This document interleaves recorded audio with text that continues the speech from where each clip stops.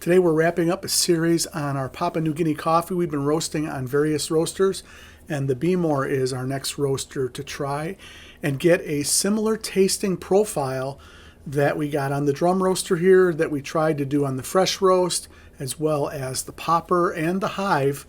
It's the Behmor's turn, so stick around.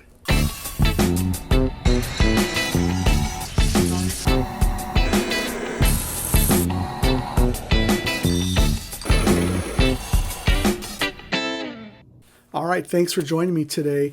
We're going to be roasting the last of our Papua New Guinea coffee that we've been enjoying now for several months. This has been a great coffee. This whole thing started off with us roasting coffee for a nonprofit. We bought 130 pounds. It's a 65 kilo bag of this coffee. And it's just been a really cool journey to be able to do that. But this last little bit of coffee that we've been roasting on different types of roasting devices. You know, we've got this profile. We know how to roast this coffee on that machine. But what happens when we want to roast this coffee and get the same flavors, the same result on some of these other roasters? So we did it on the Hive. We did it on the fresh roast, the popper, and now here we're doing a roast on the Behmor.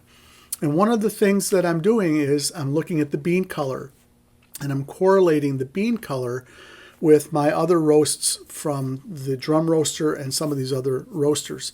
We're also taking a look at the time from the dry end to first crack, that middle phase, the browning phase. That time period is about 3 to 3.5 minutes, in that range. And then there is the development phase, this last phase, which is first crack until I drop the coffee. And that's about 1 minute and 45 seconds. That's what we were doing here on the drum roaster. And that's what we're going to try to do here on the Behmor today as well. Now, if you don't have a Behmor, stick around because we're roasting coffee, right? We're going to be talking about coffee. We're not going to just be talking about the Behmor. Every one of us has a coffee roaster. If you have a coffee roaster, it has its own strengths and weaknesses. It has its own quirks. And the Behmor is no different. I've had this machine for a long time. I've roasted some great coffee. Some of the best coffee I've roasted, I've been able to roast on the Behmor. I've had the same experience with the fresh roast. I haven't had the same experience yet with the popper. I have with the Hive. It's a great roaster. So anyhow, we're going to talk about some of the quirks of the Behmor, but all along the way, we're going to be talking about roasting coffee. So let's get started. I'm roasting 8 ounces of this coffee, this Papua New Guinea coffee, and I've pre-warmed my roaster to 245 degrees. So for my metric friends, I am going to show metric here. You're going to see metric temperatures on the screen. So here we are. We're going to roast 8 ounces of this coffee. I've pre-warmed the roaster to 245 degrees with the chaff tray in, but the drum out. And I did that 2 times so that the roasting chamber is nice and hot. The chaff tray is nice and hot. And we're going to get started here.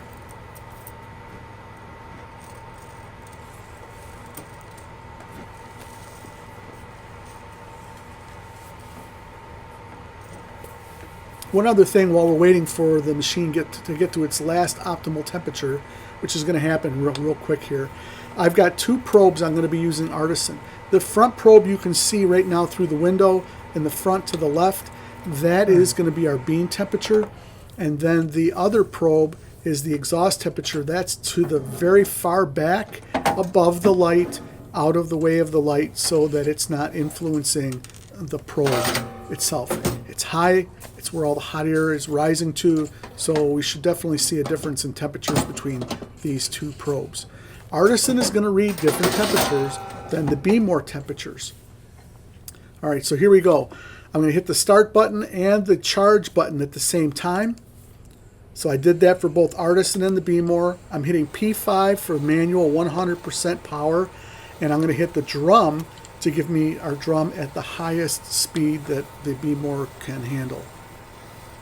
Here's Artisan, and right away you see the temperatures that are appearing on the lower left. 281 degrees, and I think it was 245 degrees is what the Behmor was charged at. So there is you know, 35 degree temperature or whatever difference temperature. It's quite a bit. So what temperatures am I going to follow? What temperatures am I really going to pay attention to? I'm going to pay attention to the Behmor temperatures because when I roast, I'm not using Artisan that much on the Behmor. And for years and years and years, I've roasted knowing these temperatures, knowing the behavior of the roaster, and knowing some of the things that take place, like the fan on this roaster. By the way, here you go, metric people, 252 Fahrenheit, 122.2 Celsius is where we're at here in the roast. That is the B temperature on the Behmor. The B is in boy.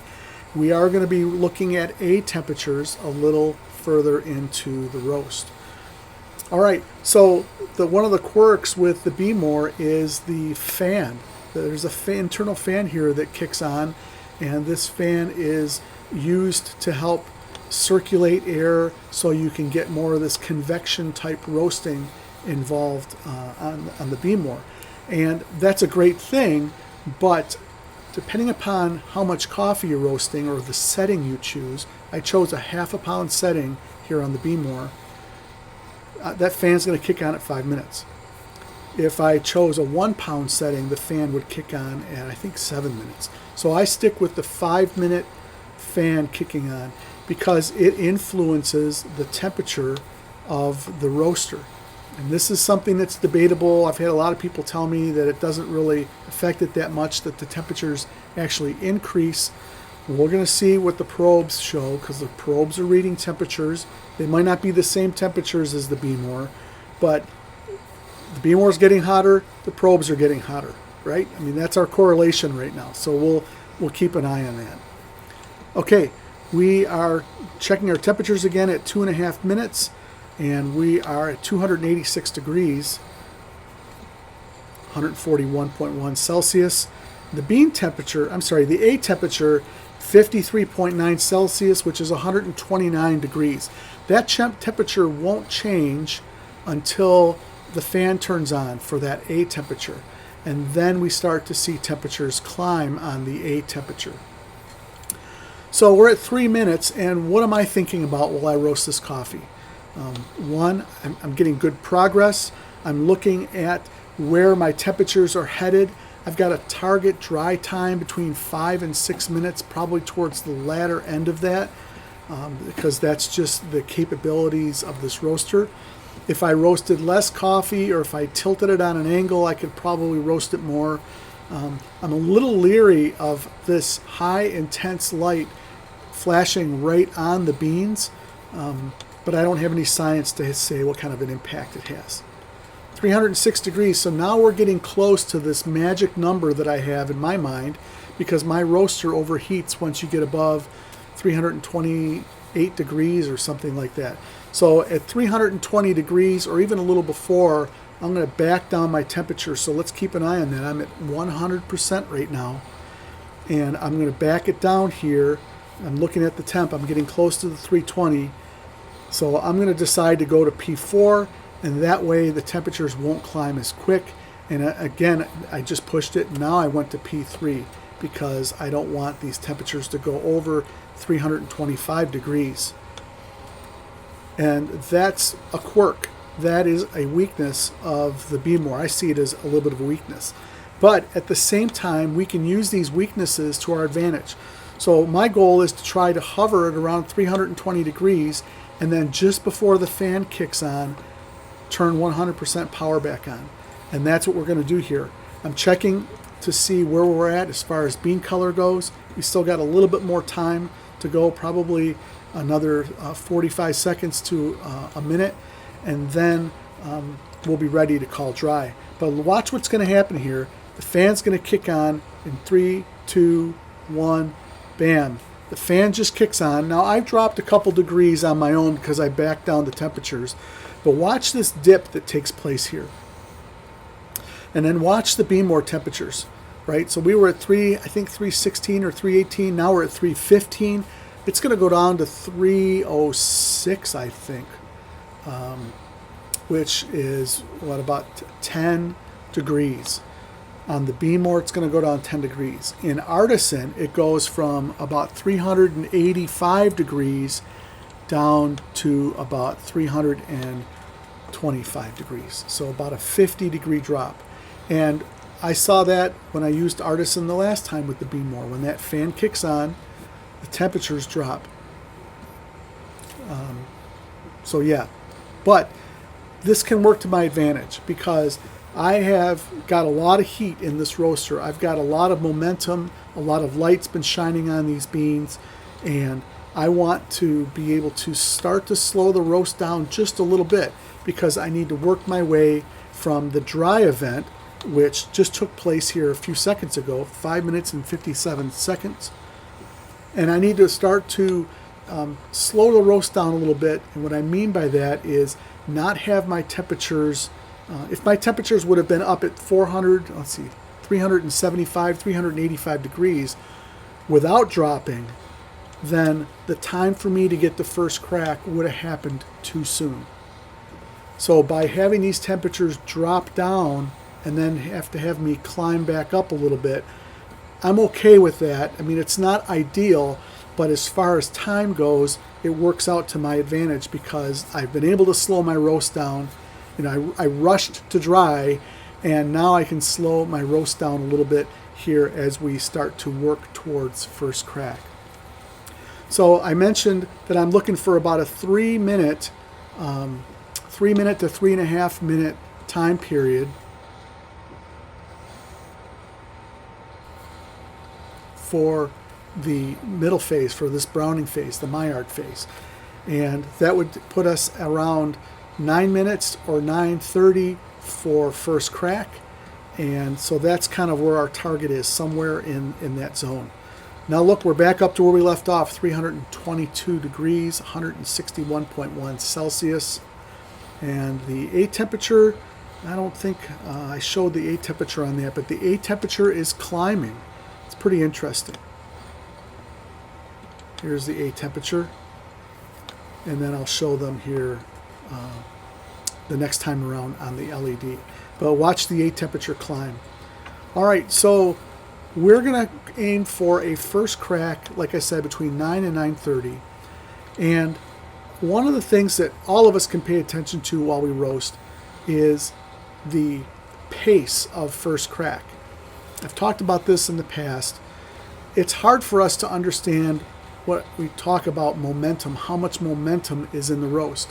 But a telltale is what happens at first crack. Sure, you've reached first crack at an earlier time. That's kind of a telltale. If you're using higher temperatures, most definitely. But ultimately, first crack is going to tell you more of what's happening with the beans, the pace of the roast. And my goal is to have a nice cruising, not an intense fast first crack, but a crack session that is just kind of meandering along the way, actively cracking but not bursting.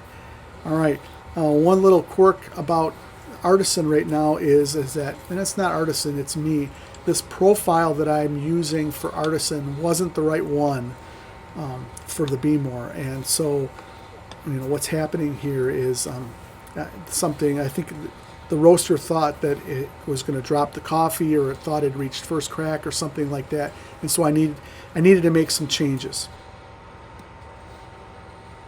I needed to make an adjustment to the roast events. Okay, so here we are. It's 9:30, and we can hear first crack. First crack. Now, 9:30. listen to the pace of first crack.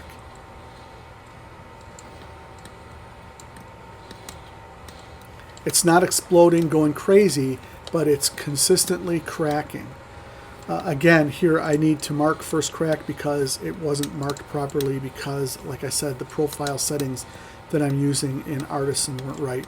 And that's a good tip. If you are using Artisan and you make a mistake, you don't hit first crack, you don't mark it at the right time, or you don't mark dry at the right time, you just go up to the roast on the menu and then go to the events, and then you can change the settings on the roast, the event times. All right, crack is still going to go on. We've got a nice active first crack that is going to last us a good minute and a half, or close to a minute and a half. And we are going to start getting ready to drop this coffee because I don't want the coffee, I'm looking at the color on it, I'm listening to the progression of crack, and even though Artisan says 13 or 12 minutes on the development side of things, I don't want this coffee to get real dark. So I'm already going to go into the cool mode here in just a second. There we go. Cool mode has started, and I'm going to get this coffee out of the roaster. You can hear first crack is pretty much done. You hear a crack or two, and that's it. So I'm pulling this out. I've got heat protecting gloves on, and I'm going to put this into the cooling tray over here on my roaster and get that started real quick so that this coffee will cool down. Okay, so here's the profile that you're looking at on the screen. We've got a 52% dry time, a 31.6% middle phase, the browning phase, and a 15.6% development on this coffee. When we look at the beans, we can look at them right here. We started out with 8 ounces of greens, and now we have 6.94 ounces of coffee. That represents about a 13.25% moisture loss. Now the beans look a little darker here. They're actually a little lighter than this. It just happened to be the lighting on the camera.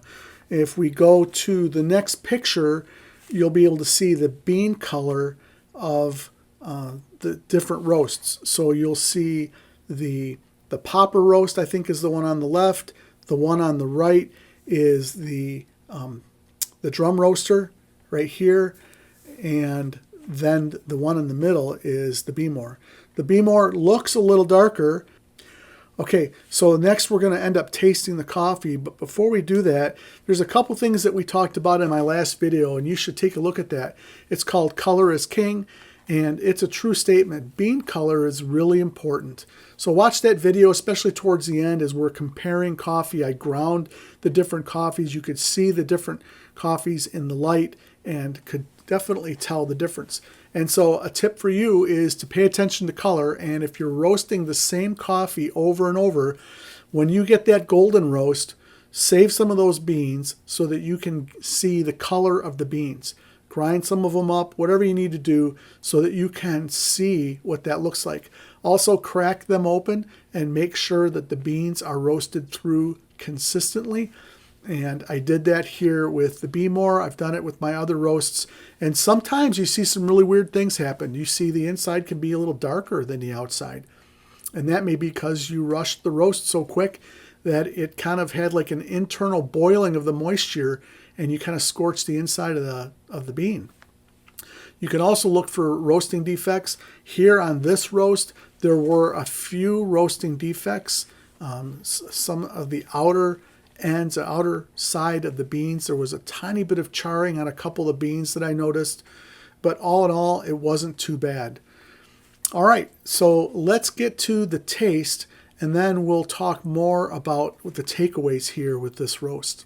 I roasted this coffee a few days ago, so it's had a chance to rest, and I've actually drank the coffee a couple of times before this video. I drank it on the day I roasted it, the next day, and then the day after that, and I could taste a progression. It got better and better each day. It wasn't horrible the same day I roasted it, but it's definitely better than it was on the first day. So here we are. This is the Papua New Guinea coffee that we've roasted for the last couple of months.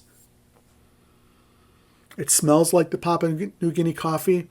It smells a little dirty, kind of a little bit of a darker note. But there's definitely the Papua New Guinea kind of a hempy smell. Yeah, the aroma is there. A little bit of tobacco. And it smells pretty good. So let's go in for the taste.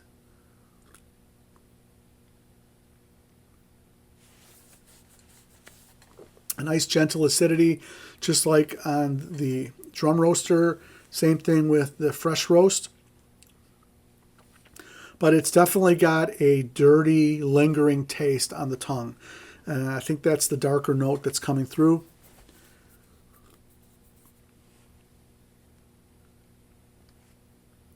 I'm tasting some darker notes. I'm tasting some tobacco. I'm tasting some little bit of a baker's chocolate, a little bitter chocolate.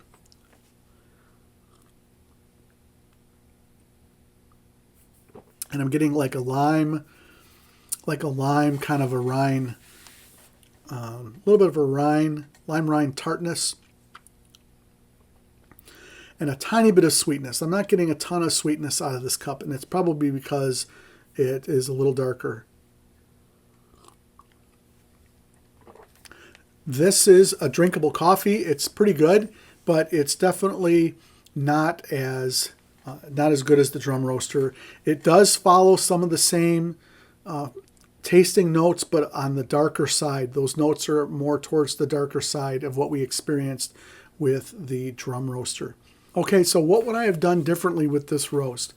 I may have tried to use some lower temperatures that would give me a little bit longer of a roast time, but it would potentially lower the amount of intense heat on the beans for that amount of time. So I would go through the dry phase like I did, get up to that 320 degree temperature, and then if you noticed, I was down like around 306 degrees or something like that during development. And some of my other Behmor roasts, I was down as low as 288 degrees.